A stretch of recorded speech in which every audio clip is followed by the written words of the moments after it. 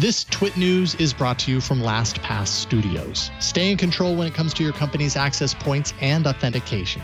LastPass makes enterprise-level security simple for your remote workforce. Check out lastpass.com/twit to learn more. Podcasts you love. From people you trust. This is TWiT. This is TWiT News, episode 355, recorded on Thursday, June 11th, 2020. PS5, the future of gaming. This TWiT News is brought to you by LastPass. Prepare for the unexpected in your business with LastPass. Trusted by over 17 million users and 61,000 businesses worldwide. Visit lastpass.com/twit to find out how they can help you.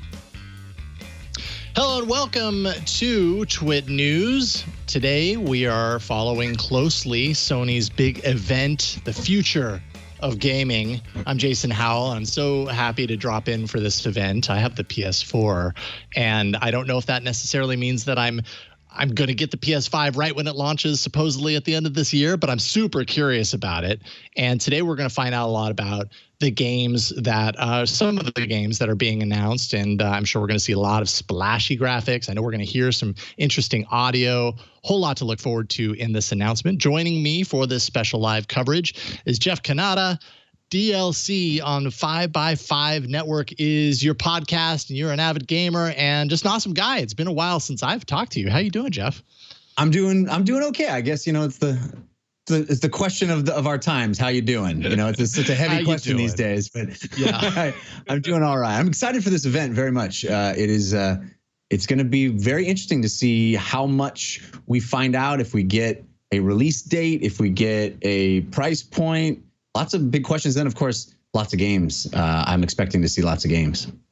Yeah, and Sony has made that pretty clear that we're going to, largely this event, we're going to see and experience some of these early announcements of some games to look forward to. We've heard of a few games that are on the horizon. Fortnite, of course, will be there at launch. The next Battlefield game in 2021. Assassin's Creed Valhalla is confirmed.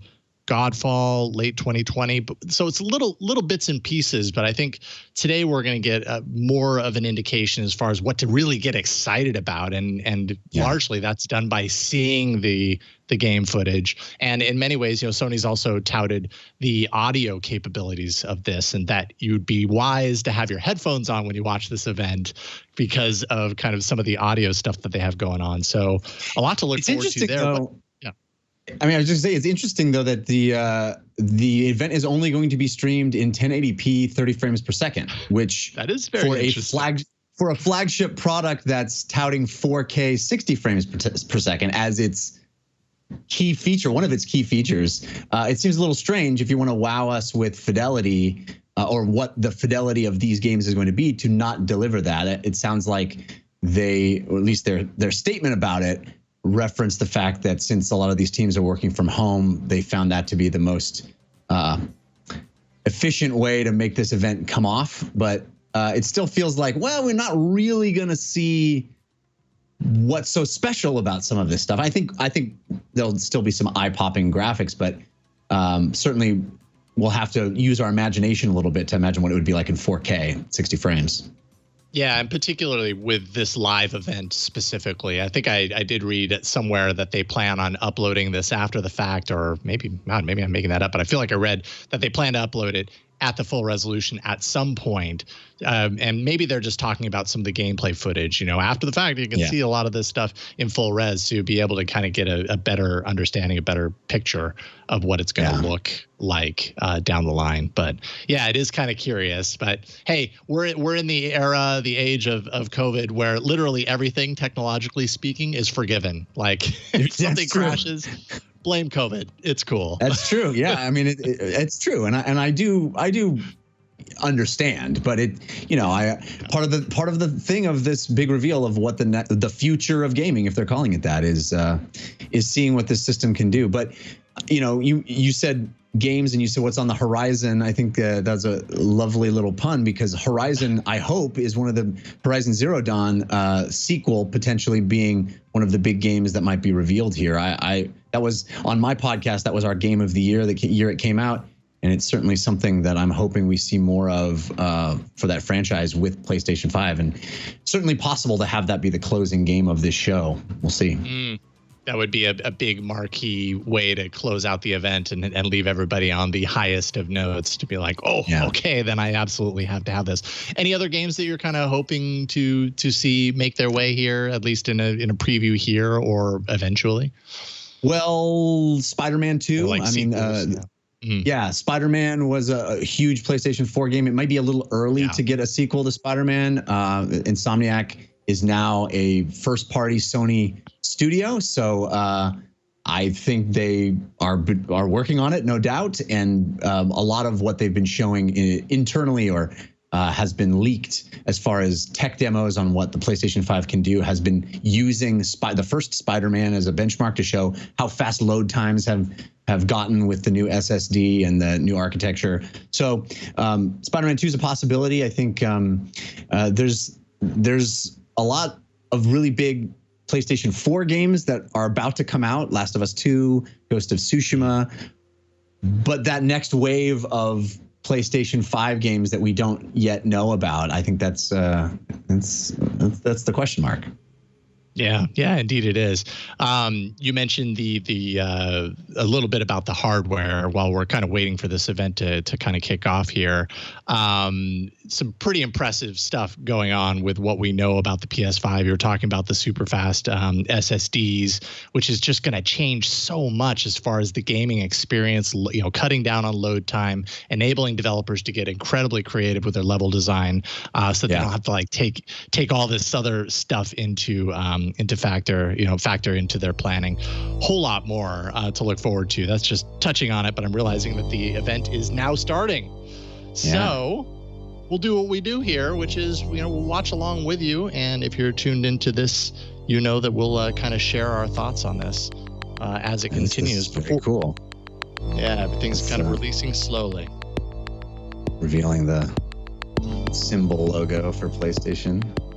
And my understanding is this is kind of like a pre-recorded event. So this isn't like we live don't really know. Sort of thing. I don't know exactly how much is going to be talking heads, how much is going to be voiceover, how much is going to be just gameplay footage. They really haven't revealed any of even the format of what this is going to be. Theoretically, this is what would have been like an E3 presentation, but they already said they weren't going to be at E3 this year, so. And there's the traditional 4-button logo. That's right. While we're journeying into this, diving in. You ever wonder, different choices? Somebody's going to take us on a how we look might have ended backwards. up. No. I like the hand we've been dealt.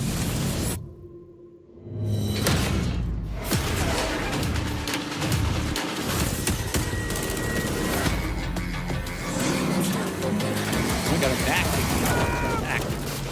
Not ignoring knack. You got a war. Final Fantasy. Oh, even Astrobots. I was going to say. Yeah, I'm hoping for that too. We don't really know very much about the PS5 VR strategy, other than that the console will be backwards compatible, that if you have a PSVR, that should kind of extend into this new console. But do they have plans to build this out into a next PSVR? We don't really know. So it'll be interesting to see how that ties in. I hope so too. Why did I move here? Rockstar. Guess it was the weather. First logo is Rockstar. Or I don't know, that thing. That magic. I thought we was trying to get out of this bullshit. No, they're just talking about the history of great places. All right, so we might have a few F-bombs and swears on the stream. So be forewarned. My job, my sport. Get your own. How deep do you dive into the Grand Theft Auto series? Me, it's never been my favorite, but I'm certainly impressed every time by what they're able to put out with GTA. It's the fidelity of the world is incredible, and the stories have never been to my taste, but I always play through those games and appreciate the artistry at work. Yeah, indeed. It's an impressive sprawl that these games are able to pull off. Extraordinary, yeah. But yeah, I would agree. Kind of the storyline of the few that I've started. I've never finished one, but the few that I've started, just it doesn't hold my imagination personally. But this is Grand Theft Auto 5 is what they're showing off right now. I think we're kind of stepping through the history of great Sony games that are associated with Sony consoles. Although, of course, GTA 5 has been out on Xbox as well, and PC now. So this is one of those remaster. Where they're saying, yeah, here's a title. We're going to renovate it, 2020, and bring you a revamped version of it in 2021. Well, on Grand Theft Auto. Considering that GTA 5 is still on NPD top 10s, however many years it's been since it came out, it's still in the top 3 or 4 games every month. It's pretty wild that people are still buying it just now. But yeah. GTA 5 PS5. Wow. Real quick mention, this TWiT news is brought to you by LastPass. You can stay in control when it comes to your company's access points and authentication. LastPass makes enterprise-level security simple for your remote workforce. Make sure and check out lastpass.com/twit, and you can learn more. We've got a whole lot more games. We've only scratched the surface of this announcement, so we're going to check back in. So at this point, it kind of I was going to say it seemed like they were just going to do a running stream of like trailers and stuff, but we actually have Jim Ryan, president and CEO of Sony. To bridge our past and our future than with a game that's graced every PlayStation console, Grand Theft Auto. It's been a privilege partnering with Rockstar Games for many years now, and we're thrilled to open today with the news that partnership will continue with PlayStation 5. It's now just over a year since we began sharing technical details of PlayStation 5. But today's the day that we've been looking forward to for years. It's kind of a strange thing to just some of the show games GTA 5 as the first game because they've said that it will be backwards compatible, this console, with a lot of the titles. So you'd think that your existing copy of GTA 5 would work, but showcases how PS5 has inspired developers to create I wonder how new that'll be addressed. I mean, I imagine that it would be. So what is the benefit of an updated version of this? Say revised and expanded. It seems vague. Yeah.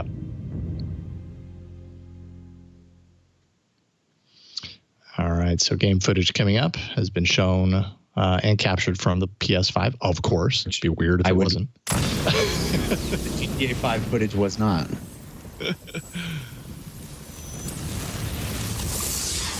A hero is just someone who doesn't give up. Your dad said that. He was right. Oh, this is Spider-Man. Now it's your turn. Oh, yep. Go be a hero, Miles. Oh, it's Miles. Miles Morales. Okay, let's do this. In this moment in time, I think this is a wonderful way to start this stream. Black Spider-Man, I think, is absolutely. Miles Morales, a great character from the comics, had a small role in the first Spider-Man game, but it looks like a much expanded role in the sequel, which I think is fantastic. I mean, what we saw from the Unity demo, not too far back, and what we're seeing here as we see more kind of gameplay footage, I'm really impressed with just the quality of kind of the physical representation of people in these games. It's just getting so much more realistic and lifelike. I love it. Yeah. Interesting that's not Spider-Man 2. It's called Spider-Man Miles Morales. I wonder if that's I wonder if that is the next Spider-Man. I mean, clearly it's the next Spider-Man Insomniac project, but I wonder if it is the only next Spider-Man Insomniac project. Interesting. I'm thrilled. I think that's a great. Yep. And here we are with Gran Turismo, of course, a big PlayStation brand from Polyphony. Yes. Indeed. Racing games, have always been a great way to showcase the new capabilities of new hardware, shiny things that look real. Yeah, exactly. And as these consoles get more and more photorealistic, that's just an impressive feat in and of itself to look at something and have to ask yourself wait a minute, is that video footage or is that actually real? And Yeah, it's awesome to watch the big guns do it, you know, make that work so effectively. Like, that is just stunning. Yeah, I wonder how many times this game will be delayed. Is that a big running thing with Gran Turismo games? Yes. Polyphony is their attention to detail is maniacal, and they're famous for adding more and more and more and delaying their games. Gran Turismo 7. Wow. 7. All right. Here we are looking at sort of more in depth of to what the game is going to interface is going to look like. Are you a car guy, Jason? Like real life car guy? No. Like, I'm not the kind of person that knows all the models and has favorites or anything like that could really geek out on cars in real life. I do love a good racing game, though. Like, it's one of my favorite genres.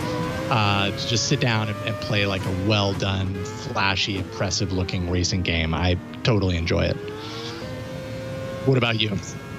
Yeah, I'm not a car guy either, and I know Gran Turismo is certainly that simulation style. I like car video games where I can crash and jump and do arcadey, fun, goofy stuff. So I'm certainly not the best person to judge whether this game looks great or not, but it certainly visually is impressive. Yeah, indeed.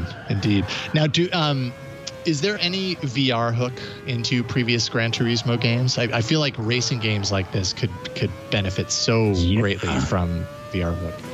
I believe there was a VR sort of short tech demo that was tied to Gran Turismo that came out for PlayStation VR. I could be. I seem to recall that. It was more of a look at the cars, walk around them, see the detail. Okay. I don't think it was actually racing, but there are plenty of VR racing games. Sure, sure. That cockpit view is perfect for VR. Yeah, Carson, producer, is saying in chat that Gran Turismo 4 does have a PS VR mode, but maybe it is kind of what you're talking about as opposed to in-game racing. I think it was limited, but I could be wrong about that. Yeah. Like I said, not mine. Ooh, Ratchet and Clank. Clank? Yeah.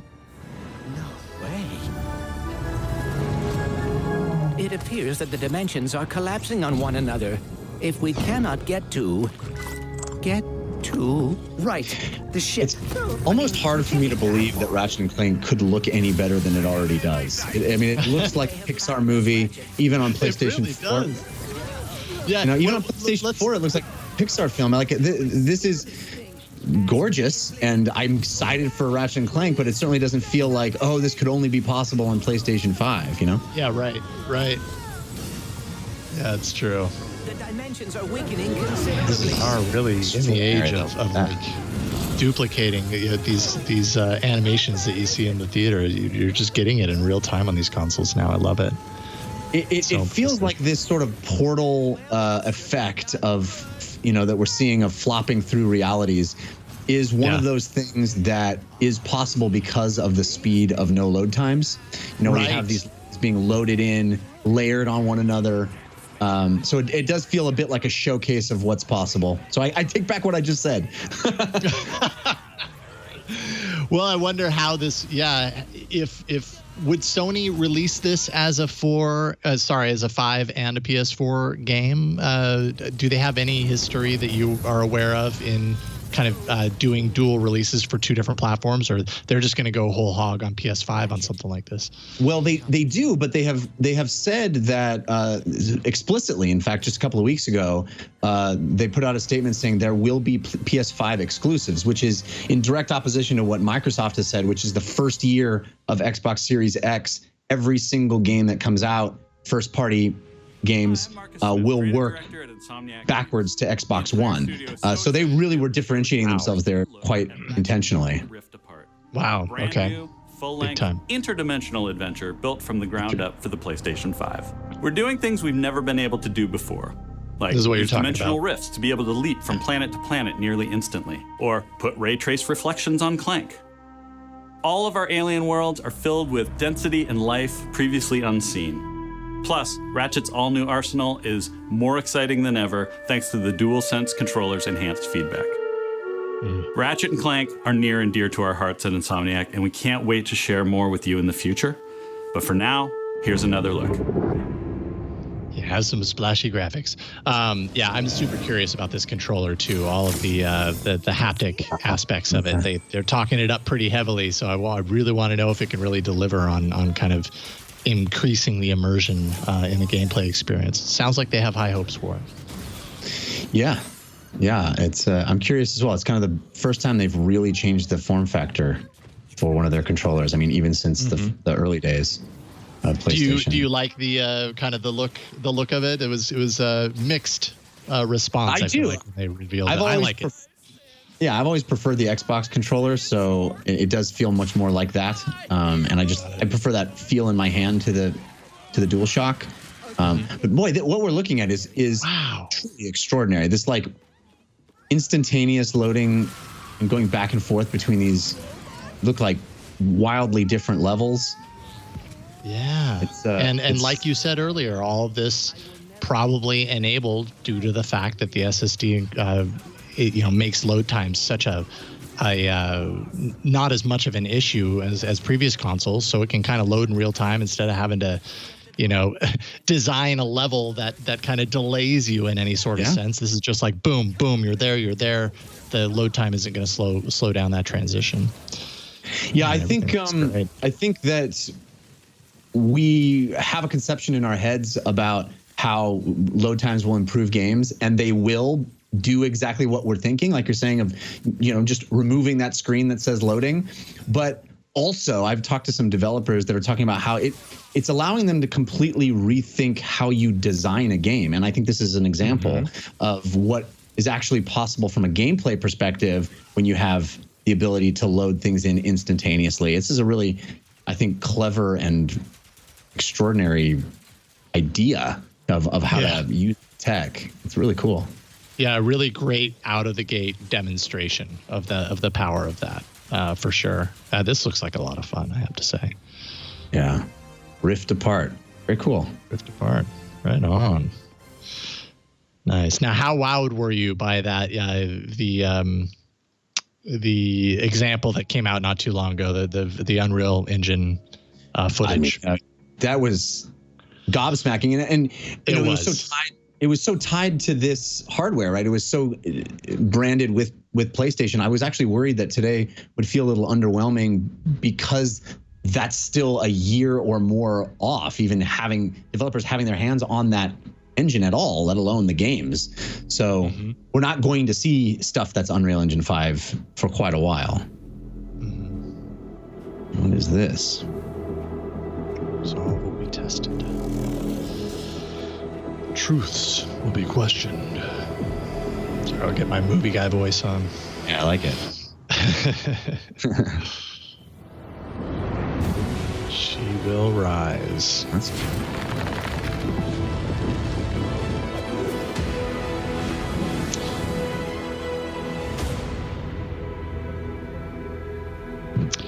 Project new IP. Athia. Okay. Love seeing new IP. Yeah, absolutely. That's pretty cool looking.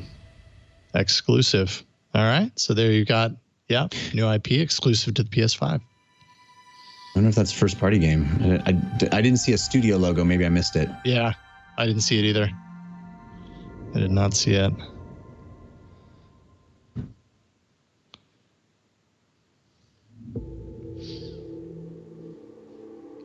We're going to get into some horror games here in a second, I'm sure.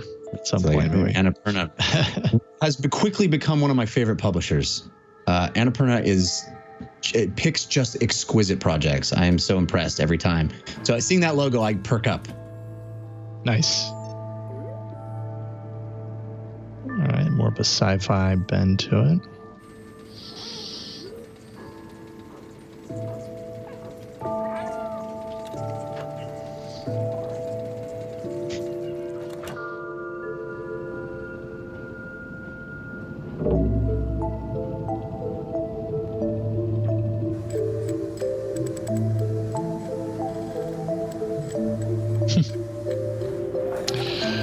Appears to be a world where robots are the norm over humans. I think I saw something on the wall that said "RIP humans," so maybe robots are taking over. That's great. The old a throwback Apple looking face. That's great. It's like robot Blade Runner. Yeah, looks very cool. Robot-dominated Blade Runner. We're just layers down on the dystopia, right? It's dystopian for the people that inherit the planet from us. I was gonna say, so this is called Stray. Very cool. Oh, okay. With the feature being the kitten or the cat there at the end. Dystopia, but really that far away? I mean, seriously, I could conceive of a time when the robots are ruling the earth like that, and all of our hope is put into the paws of a kitten.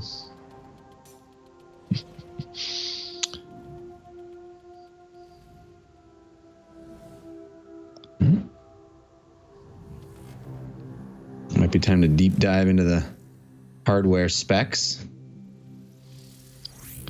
Yeah, so this launches with the 4K Blu-ray physical drive. The new Xbox will not have a physical drive. Is that right? It's going to be purely...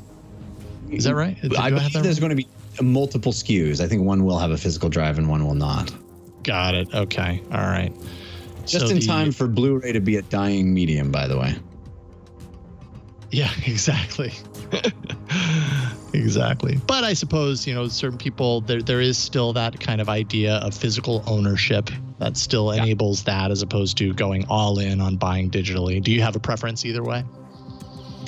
I have gotten to I've just gotten to the point where I want less stuff in my life, less physical stuff. And so I'm all in. I appreciate the fidelity you get with the Blu-ray disc. I just want fewer things. Yep. Making games used to be about these constant trade-offs between the artistic vision and technical limitations. With PS5, we're not going to be burdened like that. We're going to be able to realize our artistic vision a lot better. It's got a ton of horsepower, which is very easy to unlock, and it's a machine that's really easy to develop on. The PS5 will present a paradigm shift as to what players will come to expect from gaming. Will let us tell stories, make worlds, create gameplay that I think will truly captivate the player and really surprise quite a few people. Please take a look at this new franchise for Worldwide Studios, coming exclusively for PlayStation 5. All right, exclusive coming up here. They had a little bit of a look leading up to this of the controller and kind of what to look forward to there. Housemark. Yeah. Housemark. Okay. Over and over, I relive my first moments on this alien planet.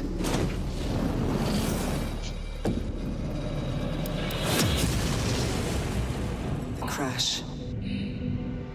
The attack. My death. The crash. The attack. My death. Little Groundhog Day or Live, Die, Repeat. Yeah, right. Waiting for Bill Murray to walk out and is no escape. Join her in space.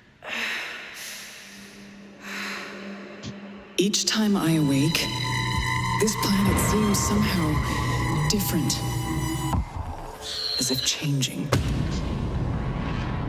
This world is becoming part of me, infecting my mind, my memories.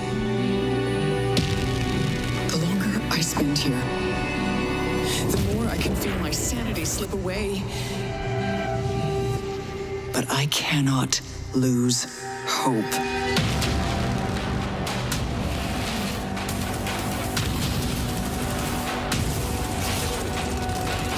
My only choice is to keep fighting. To keep looking for answers. My only hope is to break the cycle. Before the cycle breaks me. Returnal. Interesting. All right, so new IP there, exclusive to PS5. That looked pretty promising. It looks like a larger project for Housemark. They've made Resogun and Dead Nation and some smaller sort of arcadey games. That looks very cool indeed. Yeah, interesting also, just to point out, here we are almost a half an hour in, yet to see a game whose protagonist is a white male. I was just gonna say the same thing, like a strong female lead in that one, and it doesn't even look like there's any other humans in that game at all. Yeah. So that's great. It's good to see. I agree. Not sure what we're looking at here. Something disturbing. Oh, it's Little Big Planet? Oh, yeah. Okay, all right. Little Big Planet. You had to know. I mean, Little Big Planet was a launch title for I think it was part 3 was a launch title for the last PlayStation. Is that right? I feel like it was there very, very early on. Yeah, I mean, we just had Dreams come out. So I wonder if this is even the same studio, because Dreams was such a multi-year, huge project. And this looks like a pure platformer. It doesn't seem to have that creation element that is been part of the Little Big Planet franchise before. This looks like just a pure platformer. Yeah, these games are so much fun. Love them. The kids love them too.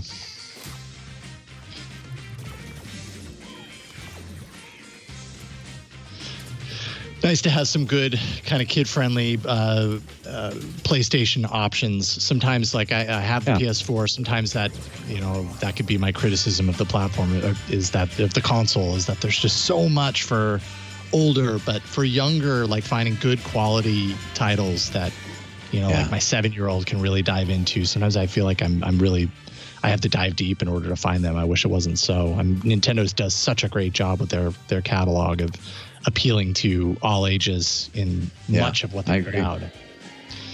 Yeah, and when Microsoft had their first Xbox Series X event last month, I think it was, or earlier, one of my criticisms was that it was very just dark, mature, doer. It was just kind of a depressing look at a slate of games.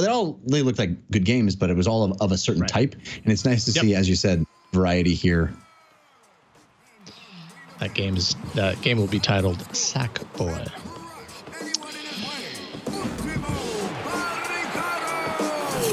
Challenging him is Jett and a whole host of heavy hitters. It's time for Destruction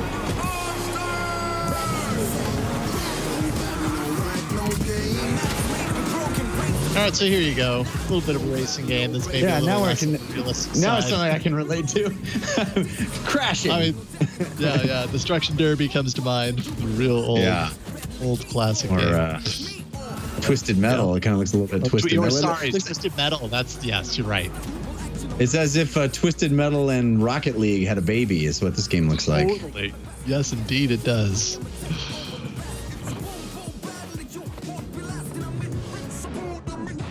Definitely has a lot of personality to it, too. It's interesting that there's this getting out of the car being a person part. It feels like I would not want to be out of the car in this situation. But only in a video game.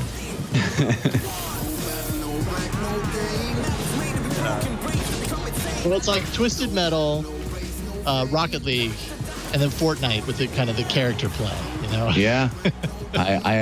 I would not be surprised if that was the pitch. Totally. Yeah, that sounds pretty accurate, actually. What we're looking at. Destruction AllStars. Real quick, I'm going to take a break here and thank LastPass. It's always important to have a plan for the unexpected. LastPass can be deployed quickly in the midst of any event to ensure your business keeps running smoothly and every employee login is secure. You get a whole lot with LastPass. Single sign-on, which manages employee access in a centralized view, so IT always has insight into who has access to what from where. Enterprise password management ensures oversight of shadow IT, enforceable policies across all password-protected accounts. Of course, multi-factor authentication, which requires additional factors to prove a user's identity, while the use of biometric and contextual factors makes the process smooth for employees to keep it easier. So business should be thinking about all of these layers of defense beyond the password. And LastPass does that. They do not send or store the master password, which means they can't access your data, so hackers can't either. Encryption happens on the device level. They use 256-bit AES encryption, the same utilized by banks and the military. And they're protecting you while providing a seamless workflow for your employees. Account access and passwords can be shared securely between employees, whether they're in the office or remote, like most of us are at this point in time. Employees get a secure access to their work applications with SSO and password management. There's always an offline mode for both password management and multi-factor authentication, so employees can always access what they need. We use it. We love it, LastPass, here at TWiT, and you should check it out too. LastPass can help make remote work simple and secure. Visit lastpass.com/TWiT to find out how they can help your business stay productive and secure no matter what. That's lastpass.com/TWiT. Thank you for your patience there. We will jump right back into this live coverage and see what we are in the middle of showing right now with Sony. And I've got Jeff Cannata along with me, DLC Podcast, 5x5 Network. Fun hanging out with you talking games. Yeah, this is fun. Now, what is this? Okay, so this looks a little bit more playful as well, at least. Yeah. Has a nice playful character to it. You were talking about games that look like Pixar, man. Some of this stuff just looks like... Yeah, this looks gorgeous. Yeah. Kind of reminds me of an old Xbox game called Cameo Elements of Power. But it clearly is not that, but reminiscent. Ooh, that's pretty. Yeah, very. Kena Bridge of Spirits, not Cameo Elements of Power. Very different. I know.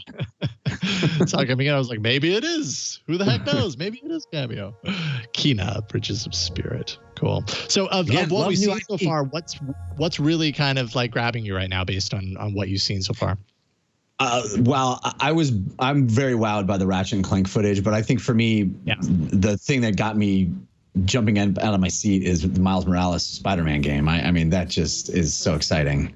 But both of those Insomniac projects. So Insomniac, great acquisition by Sony. Great job to fold them into the first party. This is fun. Looks like full animated, cel-shaded animated, hand-drawn look. But something's holding me back. Maybe it's just nerves. Maybe it's the fear that I'll never be as good as what I imagine when I'm still just standing on the edge. But if we've got nothing else to lose, might as well jump. This game looks like a fun one to watch someone playing as well. You know what I mean? Some games lend themselves to the spectator experience, and I could see this being fun to watch. It's great that they're giving time to something as different as this, right? This feels very much like an emotional journey, not necessarily a action-packed game, and kudos to them for devoting time in this presentation to that. Goodbye Volcano High is the name. They gave the date or the year 2021, so we'll see that next year. But yeah, that one definitely stands out as looking very different from anything we've seen so far. Hi, I'm Lorne Lanning, and I'm here to share with you a game that I've been dying to make. It's an emotionally engaging story where rescuing is rewarding, failure is devastatingly hilarious, and the memories should last you a lifetime. Take a look.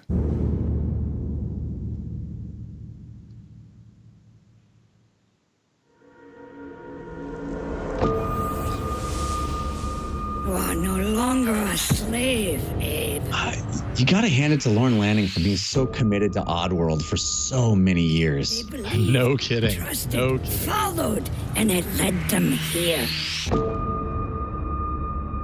You may have escaped the murderous blades, for the fate of your entire people is up to you.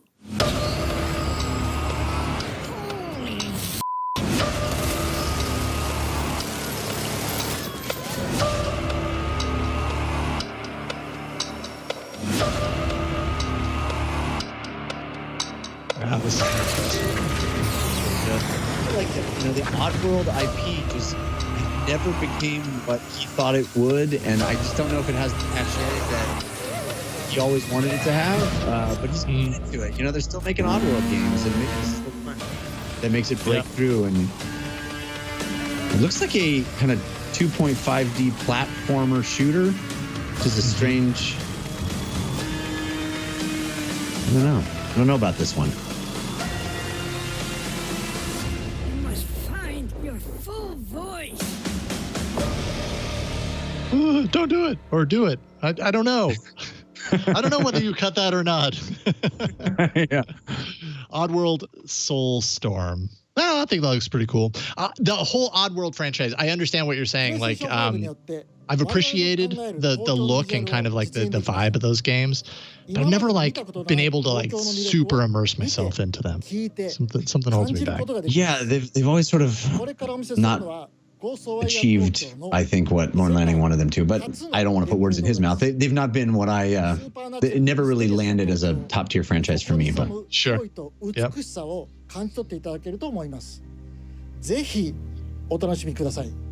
Supernatural Tokyo is...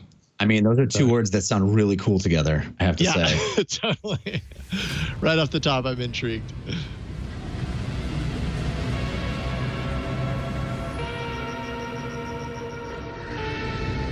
You see things others can't.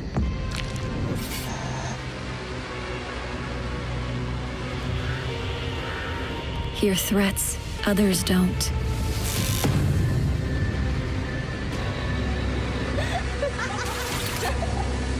Oh, I'm out. Yep. Headless people. Ghost girl. I'm already not necessarily going to play this one, but you know. Are you a fan of kind of like the horror games? I don't know if this is a horror game, but sometimes. Yeah, this looks more supernatural. I can play horror games sometimes, but this one not doesn't look like my aesthetic. This is a little bizarre. This is bizarre. I'm into it. I mean, it's cool. I just I I can handle it.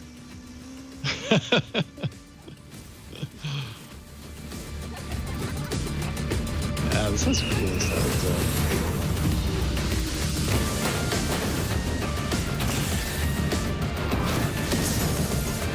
This almost makes it seem like it's a VR title, but it does look a little bit like that, doesn't it? Kind of have no mention of VR yet. I wonder if we'll get any VR at all today. I would be sad if no, but maybe that means there'll be another event somewhere down the line. Ghostwire Tokyo 2021. Yeah, my hunch is that we won't see any VR, but I'd be happy if we did. Yeah. Of the PSVR games that you've played, what is the one that stands out for you? Astrobot Rescue Mission, I think, is the most delightful, magical experience. So I love that game. Absolutely love it. Wonderful. Yeah. So well done.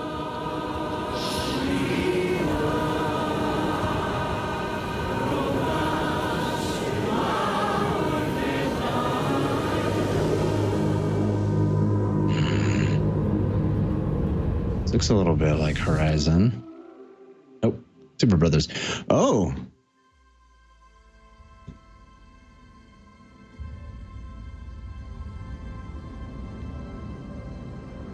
Indie studio. Okay. I'd be curious. I know over the Skype connection, I'm not getting the full, headphone experience that Sony had touted for this. I would be curious to go back to some of this footage and watch it after the fact and put on the headphones and get the full experience, because that is one thing that Sony is really talking up about this system, is how well the 3D audio capabilities are going to be. And yeah, I don't know. As an audio nerd, that excites me, and I think it makes an experience so much more immersive when the audio is on point like that. So it's cool that they're putting such an emphasis on audio, because you don't really hear that as touted really as often. Yeah. This looks really interesting. Super Brothers did Sword and Sorcery, which was a pixel art game that came out several years ago, which I loved. So this is very different than that, for sure. Yeah, no kidding. Not really getting a whole lot off of these clips. It's pretty elusive. so far, as far as what to even expect out of what we're seeing. It seems like a vast landscape, like a lot of sprawling adventure, perhaps. But holiday 2020. So this would be a launch title. Oh, did they give a name for it, or did I miss it? It was called Jett Far Shore. Jett Far Shore. Or Jett the Far Shore, or something like that.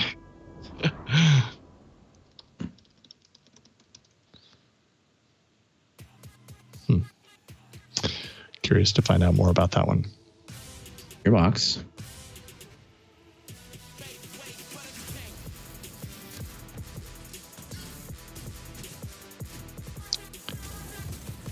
Your box, of course, makes Borderlands.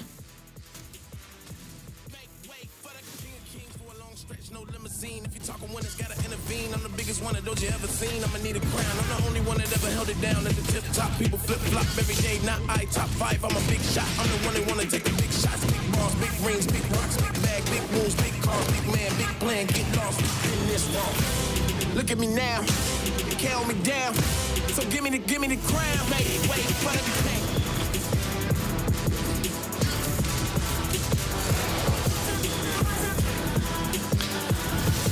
So I guess a fighting game? I guess. They just look more like a sort of a Devil May Cry third-person action. Okay. All right.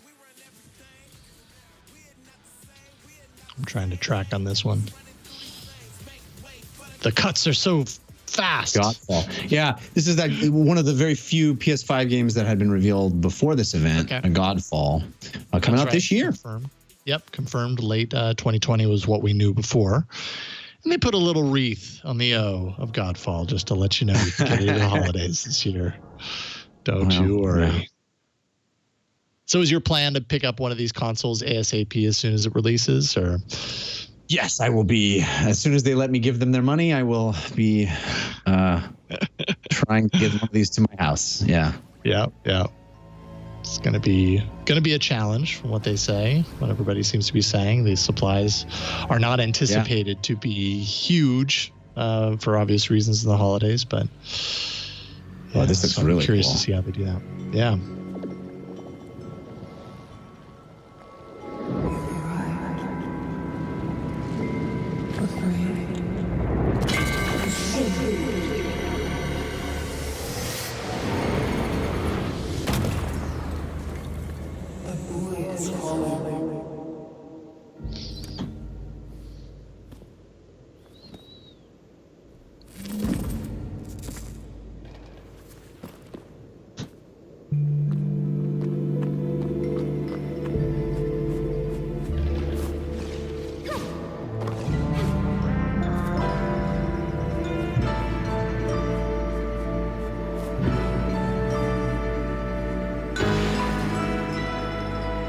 Solar Ash.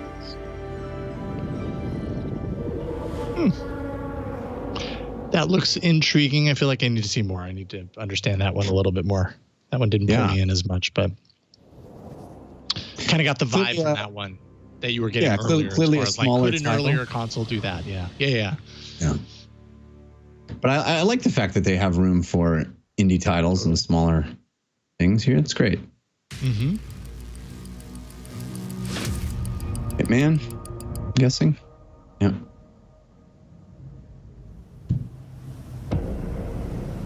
It was always going to end like this. People have talked very highly of the Hitman series. It's another series I just could not get into. Your sacrifice only sped up the process. Yeah, I have not explored the Hitman series at all. Famous for sort of improvisational, multi-approach way to every level where you can really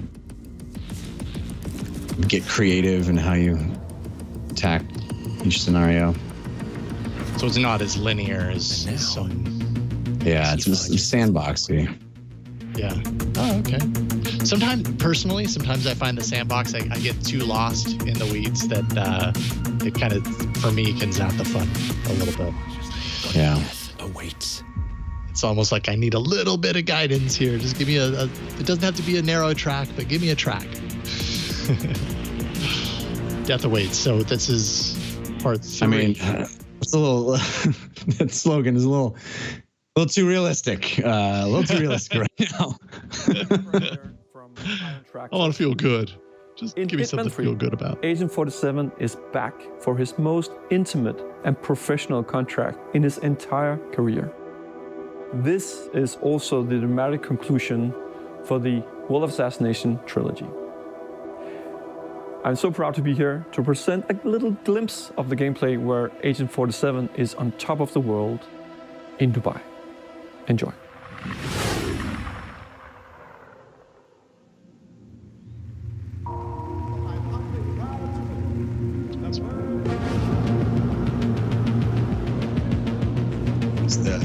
Is that the tower that Tom Cruise hung from in a Mission Impossible movie? I think it is. Yeah, it could be.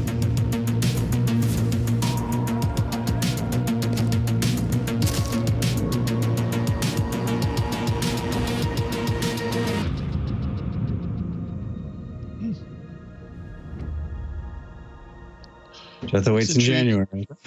Yeah. Hopefully not for all of us. Yeah. Hopefully just in the game.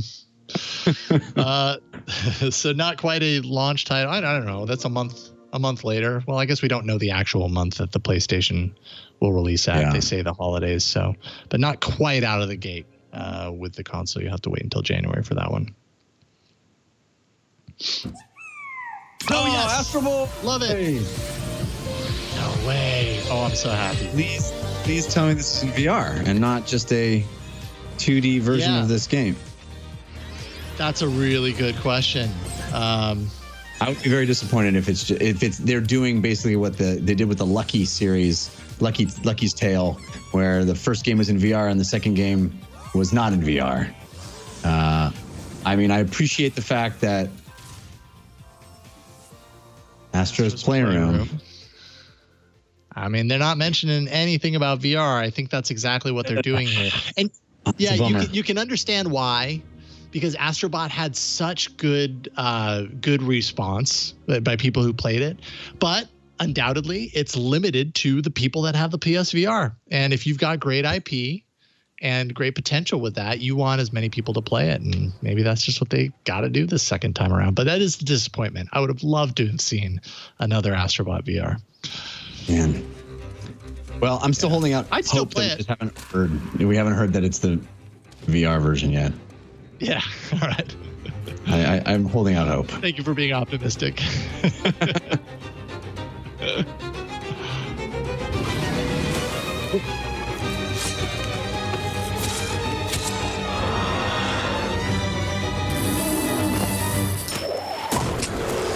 Oh, this looks neat. I like this one. Yeah. We got some Zelda vibe to it. Yeah. I was going to say, yeah, it has a total Zelda vibe. Oh, that looks fun. Little donkey. I like that, riding a donkey instead of a horse. It's cute.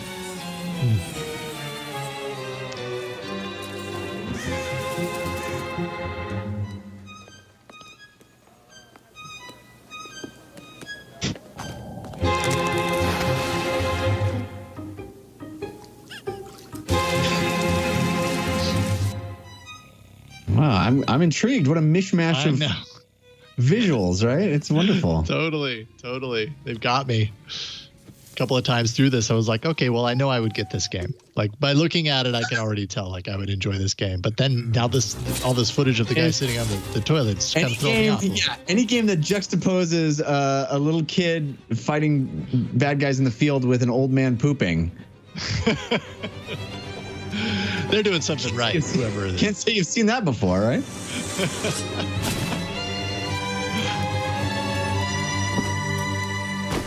What a wild thing this is. Yeah, it really is. Little devil inside. Little devil inside. Love it. Real quick, this TWiT news is brought to you. Oh, sorry. Go ahead. Go ahead. Apologies. This TWiT news is brought to you by LastPass. Stay in control when it comes to your company's access points and authentication. LastPass makes enterprise-level security simple for your remote workforce. So make sure and check out lastpass.com/twit, and you can learn more. Tuning in back into Sony's cavalcade of PS5 games. The ultimate title for this event. Yeah, interesting. Mostly just back-to-back game footage. Mostly just back-to-back trailers, and not really many talking heads at all. A few here and there, but not much. Yeah, pre-recorded little intros, but that's about it. But I think this is what people have been really wanting. I mean, outside of the obvious like cost release date, which it would be strange to get that this early in the summer. But we want to see more gameplay footage. We want something to get like incredibly excited about, and they're certainly delivering.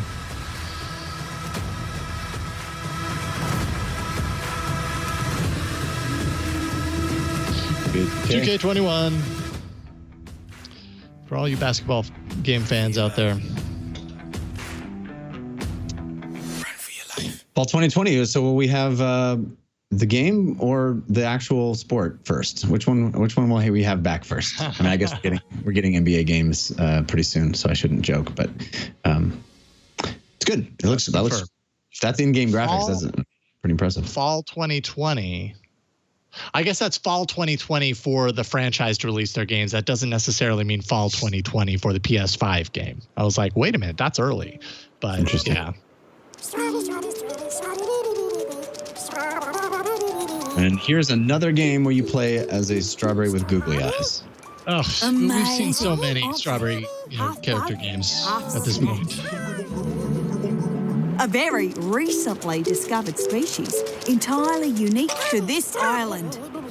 Oh, this one's lively. Beautiful seed patterns. Oh, and it's tasty too. Welcome to the island of Bugsnax. Creators of Octodad. That's exciting. Very disturbing that you eat a strawberry and then your limbs become strawberries. Yeah, it looks like you eat things and they become a part of you. Very disturbing. It's a sandwich bug. Lobster pineapple.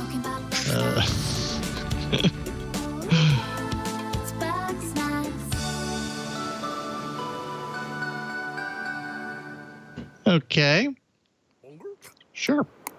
My invitation is open. Come join me on the island of Bugsnax. Liz! I was trying to carry a lamp with my weenie hands, but I dropped it, and now the town's on fire. Oh, again? Bugsnax. What is that? Wow. That looks like a fever dream. Yeah, not entirely sold on that one. I guess I'll have to stay tuned on that one. I mean, I guess if you told me there was going to be a game where you play as an octopus who's a father, I wouldn't think it was making any sense either. And that game is really clever and fun, so I'll trust it. It's true. Yep, that makes sense.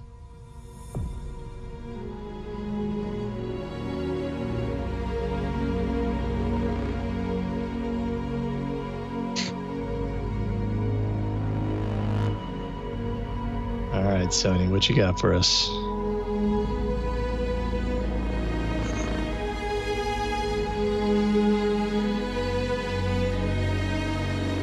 I could see this being the end, the outro of some sort. No, maybe not. To reveal with us today for this very special event. But before we get to the end of the show, I have something very near and dear to me. Oh? You have my full attention.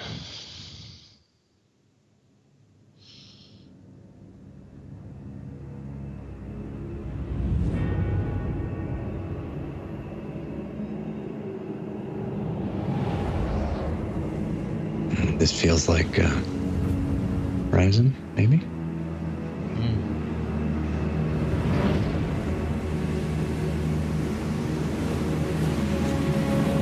Near 2 days, I probably wouldn't do this, but I'm certainly Epic. Ooh, whatever it is. Golly. Not Epic Games, but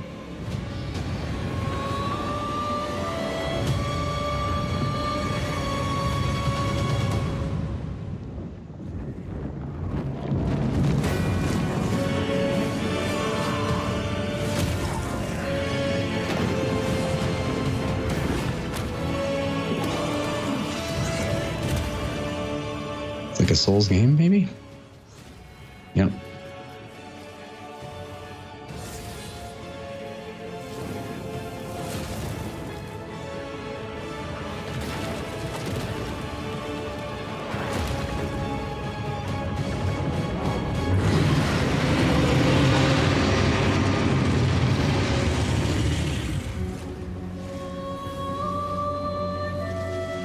What we got? Reveal yourself. Demon's Souls. Yeah. Demon's Souls. So a remake of Demon's Souls? Blue Point game. Okay, and I had heard prior to all this that Blue Point Games had a, quote, big game in the works, so that would be it. It's a next-gen first-person shooter about rival assassins locked in a time loop. This is our unique vision, what Arcane is all about. Freeform immersive gameplay, a surreal player-driven story smashed together. Want to see some stylish action? Check this out.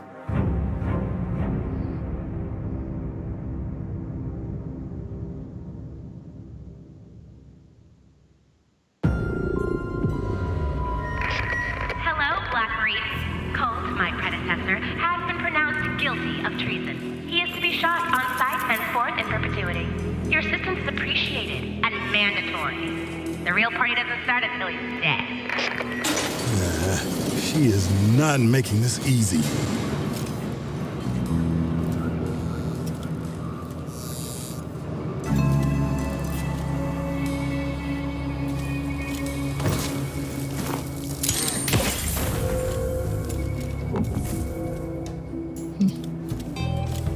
This is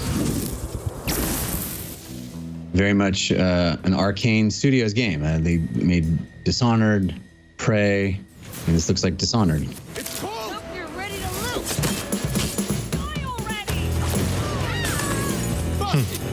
I don't think it is actually Dishonored. It looks like a new IP, but very much in that style. That style, yeah. That's dumb. Good morning, Black Reef. Another day, another death. Aren't time loops fun?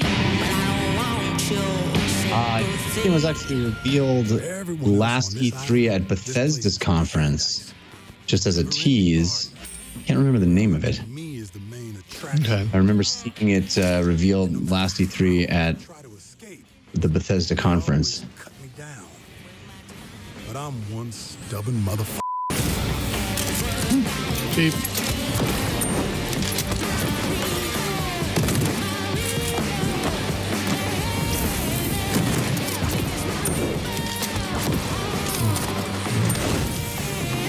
Every loop I'm learning a little more, piecing together the puzzle.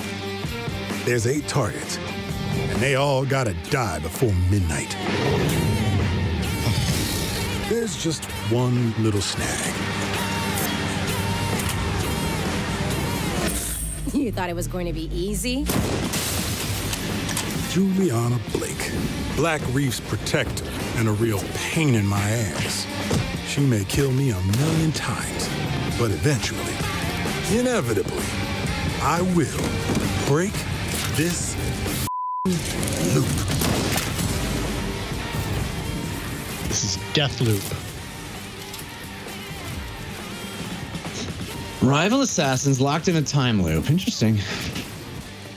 Wonder if you can play either side, or if you're just. Yeah, it looks interesting.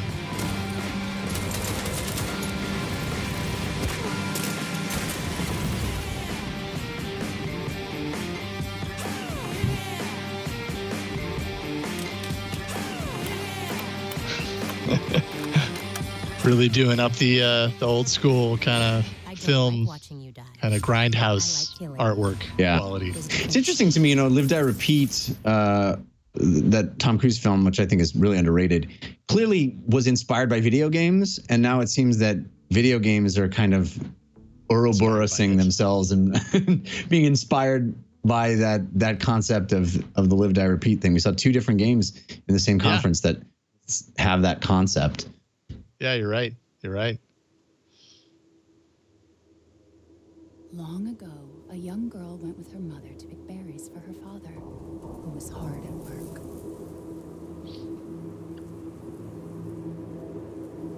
But the forest greeted them with a dark, cold What is she saying? The bushes empty.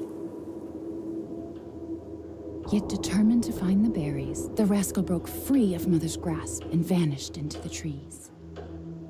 Mother's worried cries faded fast as the girl ran on, over vine, under branch, and into the forest deep. What is it with that creepy story? It's just a local tale. You're really into that stuff? Quit being so paranoid. No! Friendly! Friendly! Who are you? Who sent you? What's going on? They're coming. Who is?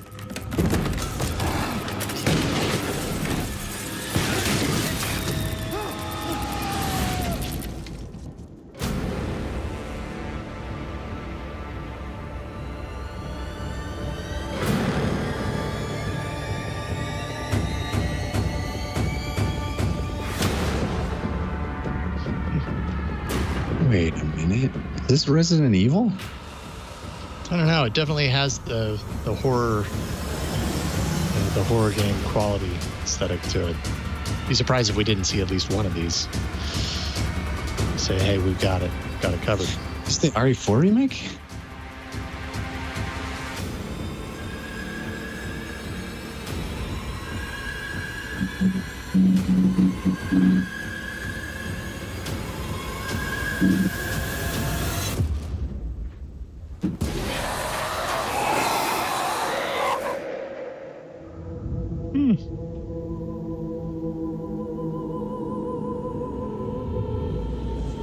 No.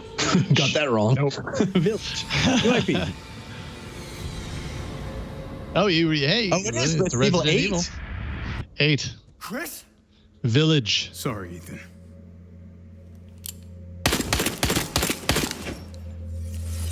Resident Evil 7 was one of those games that I could not finish. I played it in VR, and it is harrowing. So I don't know that I can bring, like, I've had a sample. I can't remember what exactly it was. A sample of horror in VR, and it just wasn't enjoyable. And I love me a good horror movie, like I totally do, but it was just a little too close. I was like, you know what, I'm gonna have to work into this one.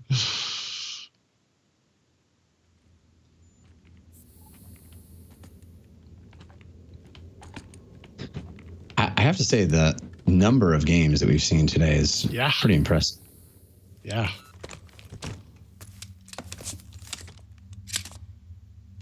Yeah, it hasn't just been a little taste. It's been a whole lot of different experiences covering the gamut. That's true. Things look, they look astounding. Looks like The Division, but I've never seen that kind of armor. Maybe different.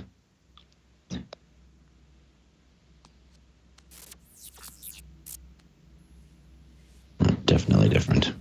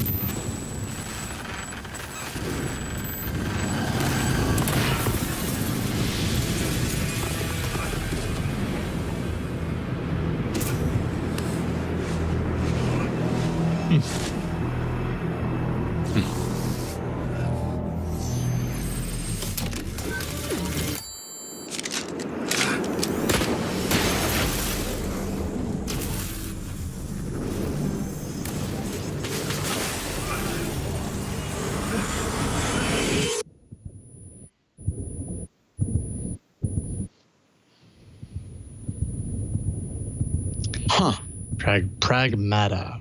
I'm intrigued by this. Yeah, me too.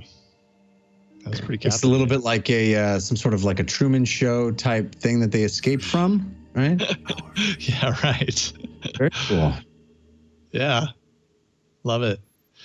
And it's and that's 2022, so that's even yet a further ways out.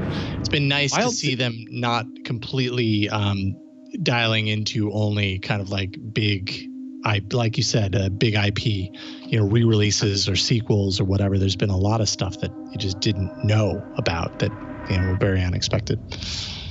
Yeah, it's pretty wild that they would announce a new IP that's that far off. Yeah, they must think highly of that project. Yeah, they must be really excited about it.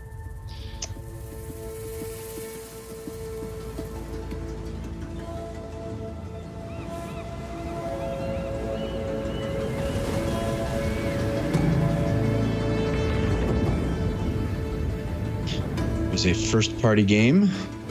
The old ones. This is Horizon. Perished 1,000 years ago. I'm so excited. They're great cities. All right, you cross it off on your bingo card. Yeah, man. This is what I was hoping for. That. Holy cow. Came new life.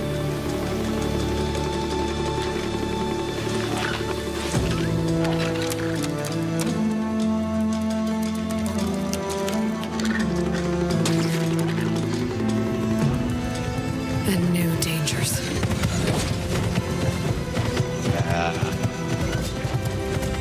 Aloy, back.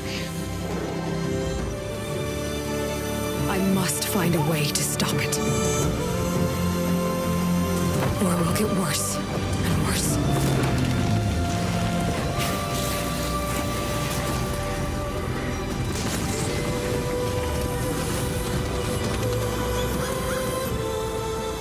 Until it destroys us all.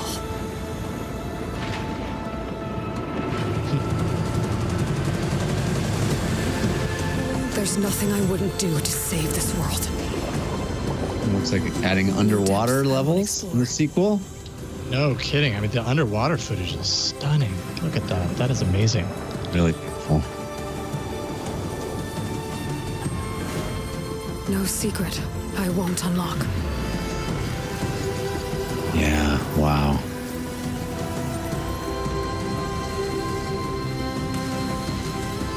No barrier I won't cross. This mission is mine alone. If I falter, if I fail, there won't be anyone left to stop Okay, bridge. what's coming. There it is. Yep. Cool.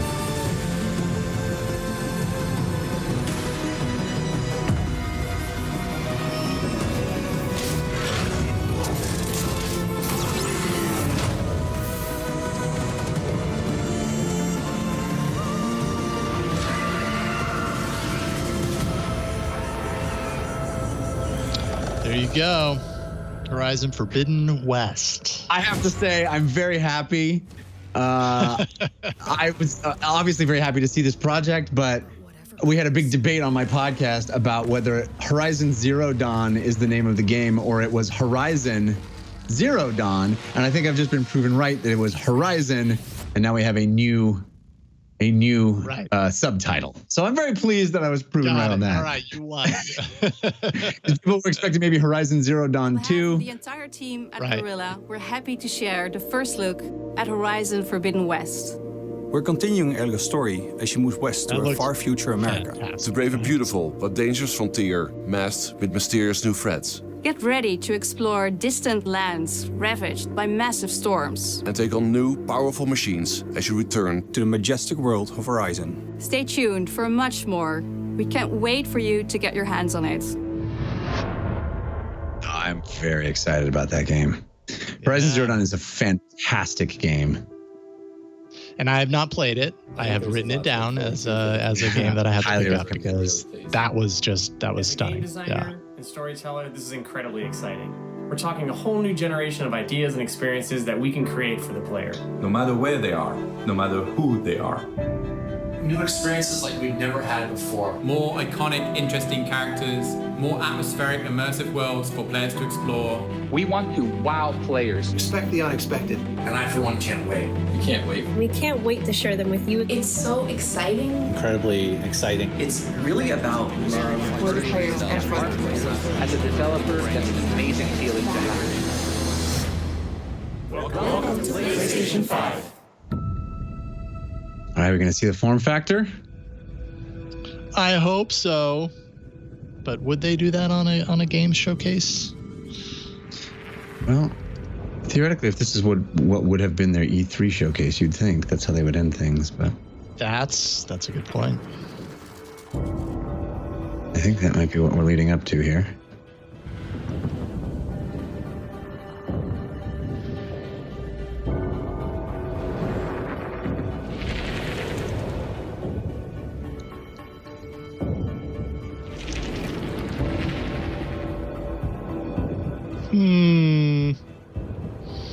Do it. Release the Kraken. Manifesting out of trillions of spheroids. Oh, so much build up over a console that's just going to end up going under your TV, you know? It's a black box, but this black box looks slightly different than the other black boxes. Exactly. It's got an angle over here and not a right angle either.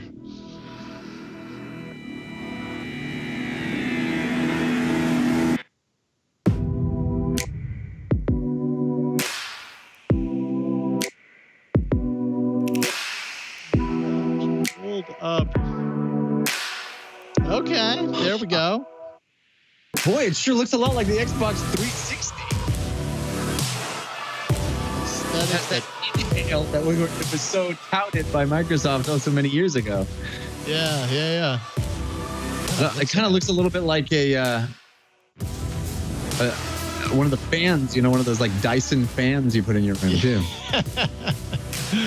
Yeah, absolutely. Well, and it helps to kind of illustrate the design of the controller as well by comparison, right? Like now we see how the design of both of them play into each other.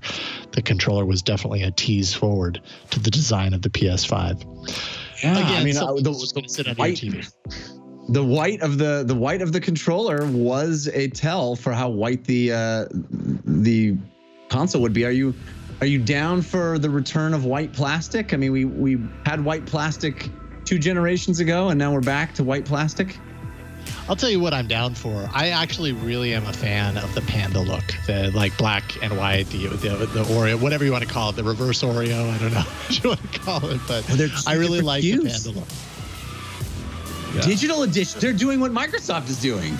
There's a one with the disk drive and without. I wonder what the price difference is going to be. Yeah, no kidding, right? Is that how do you price that differently? Is that $100, $150, $200 difference? Pulse 3D wireless headset, remote, of course. Does it come with the camera? Or these are accessories, I'm guessing. Yeah, this is a full list of full kind of... New camera is a little disheartening as a fan of VR. I was hoping for an inside-out headset update. Striking console design yet. And you've seen games that can only be enjoyed with the full range of PlayStation 5's features and power. At PlayStation, we believe in generational transitions, and we put years of work into making them happen. We want you to enjoy the unique benefits of moving from one generation to the next. Thank you for joining us.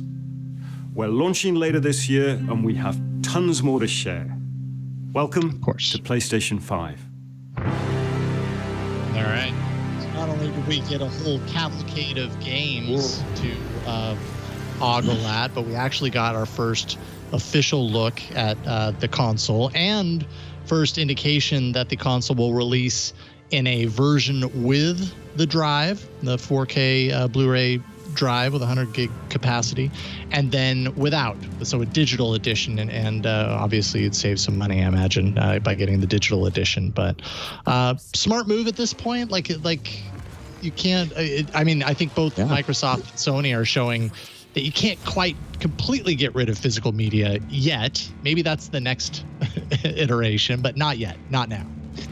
Well, I'm not allowed to talk about Last of Us Part 2 yet. Tomorrow the embargo is up, but I've been playing Last of Us Part 2, and in order to play it, I downloaded 80 gigs onto my PlayStation 4.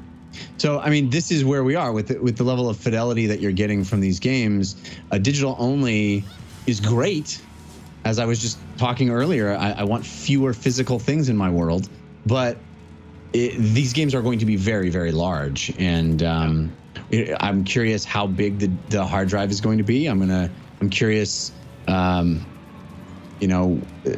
the price difference is between the physical drive and the non-physical drive, because if we're talking like $100, that might be a real significant way to get the price down on this thing. If you're talking like a $500 version and a $400 version, or you're talking a $400 version and a $300 version, I think that's probably very unlikely. But it allows them to say, as Apple always does, starting at and have that low price and make it seem like an inexpensive device, when the one with the drive is really the $600 or $700 might be where you're at with that one, because the other one allows them to say, hey, we have a $400 or $500 device. Right, starting down here. Now, the camera that you mentioned, you had said you were disheartened to see the camera because you were hoping for Inside Out. Does the camera necessarily mean that we wouldn't see Inside Out? I mean, the camera's used for other things on the PS4, right? It's a great point, and certainly that was my gut reaction. Is, oh man, if they're showing a new PlayStation I don't know any. There certainly weren't any products that looked like they were using cameras, but maybe a big part of the PlayStation 5 strategy going forward will be streaming. We don't know what streaming solutions. We know that the PlayStation 4 was built around streaming. There's an entire button on the controller for streaming. So maybe they're hoping to have a Twitch level streaming capability where a camera would be useful to be able to see the people playing. Maybe that's what the update to the PlayStation Eye is about. But I certainly hope it's not. I mean, one of the big problems I have with PlayStation VR is that the tracking is subpar because they retrofit the tech into old tech that they already had. The PlayStation Eye camera, the wands from the old days of competing with the Wii. And I really hope there is a revision to the PlayStation VR technology that embraces where that tech is now, with inside out tracking, with better hand tracking, so that you don't need an external camera. But and I saw a new version of the external camera, I immediately leapt there. But maybe you're right. Maybe that's not at all what they're thinking. Who knows? I mean, I'm just thinking about in our household, like, yes, the camera gets used when I throw the PSVR on my face. It also gets used in a couple of other games that my kids play, like Just Dance is one example. But I don't know that would justify the existence of this camera. It really seems like the camera is very tied in with PSVR now. So you're probably right. But I would be, like you, I would be pretty disappointed if they did come out with another PSVR headset that didn't have some sort of modern technology built into it, which is just the way that's headed right now, is Inside Out. Yeah. And that would be kind of, maybe that's why we're not seeing it now. Yeah, I think one of the barriers to people adopting the VR tech is all of the having to set up the camera, having to set it up in a specific place. If they were able to do a version that was wireless and had inside out tracking, I think it would be a big game changer, and I think it would open up that experience for a lot of people.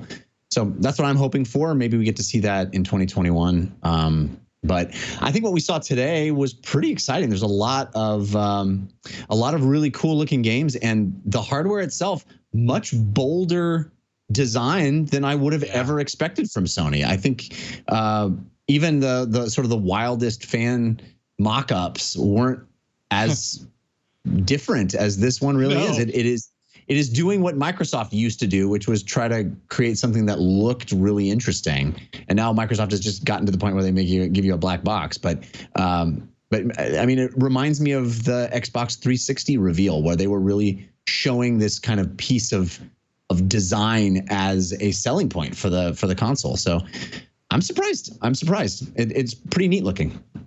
Yeah, definitely following down that avenue of making your technology kind of stand on its own or be a centerpiece when it's installed instead of this thing that you stick on a shelf and forget. It's practically impossible to set that design on a shelf and then forget that it's there. It's very bold, and it's very like highly contrasted as well. So it's meant to stand out. It's not meant to blend in. So I don't know. I like the design personally. I think it's well done without being like overdone in the sense that like some gaming design, when they're trying to go high design, they throw like massive amounts of LEDs on there to just, to throw color splashes all over the place. And that I feel like goes a little too far, but I like what I saw here. And I don't know, I'm excited. If I had to guess on price, I guess that would be kind of hard considering what we know right now, but I mean, $450 for the lower, the one without the disc. I mean, I don't know, somewhere around there. Does that sound about right for you, considering what we know? Well, my estimate for the price went way up in discovering that they're going to have 2 SKUs, right? Because I felt like they couldn't really break that $499 price point. That feels like the upper bound for agreed. How you can release new hardware now. But if you're offering a lower priced version, it feels to me like maybe the lower version is the $499 and the upper version is the $599. Which, there's a lot of really interesting articles about how expensive on paper what they're talking about inside the PlayStation 5 is going to be. So maybe this is a way for them to create price options and therefore allow them to come out with a console that's actually more expensive and kind of break that $499 barrier. Yeah. It'd be interesting to see. I'm sure we aren't going to have to wait too much longer. Probably in a couple of months, we're going to get more clarity around kind of the release date and the price. I mean, Sony's really doing the trickle approach right now, trickling out these events and the news. And really cool stuff to watch today. And Jeff, I really appreciate you hopping on to join me for this commentary through watching Sony's reveal of the future of gaming. Yeah, thanks for having me. It's been a blast. I'm so excited, and I think there's a lot to look forward to in these new consoles. We didn't have an E3. This was kind of our E3, so it'll be interesting to see what Microsoft does next, and as we hear more about all the great stuff that's coming at the end of the year. Indeed. So, Jeff, you have the DLC podcast 5x5 network. That's 5x5.tv/DLC. Is that right? Yeah, that's my gaming podcast. I also have a movie and TV podcast called the /Filmcast at /filmcast.com. I have a comedy science show called We Have Concerns. You can find it at wehaveconcerns.com. And I do a long-form Dungeons and Dragons show that I'm really proud of called The Dungeon Run. That's on YouTube. It's also an audio podcast. Search for The Dungeon Run. Right on. Jeff, it's so much fun hanging out with you. Thank you for hopping on with me today. I appreciate it. My pleasure. Thanks for having me, Jason. I appreciate it. Absolutely. Anytime. As for me, of course, I'm all over the TWiT network. You can find me on Twitter at Jason Howell. If you want to find this and other live events like it, all you have to do is go to twit.tv/news. TWiT news feed can be found there. You can subscribe, audio, video, link out to YouTube if that's where you prefer to get your TWiT content, and subscribe. And when we do live events like this, they will go into that feed and you won't miss a single one. We hope that you'll do that. Otherwise, thanks to everyone who helps do this show and make it happen. Thanks to John in the studio. Thanks to Carson for producing. And thanks to you for watching and listening. We'll see you next time on TWiT News. Take care, everybody.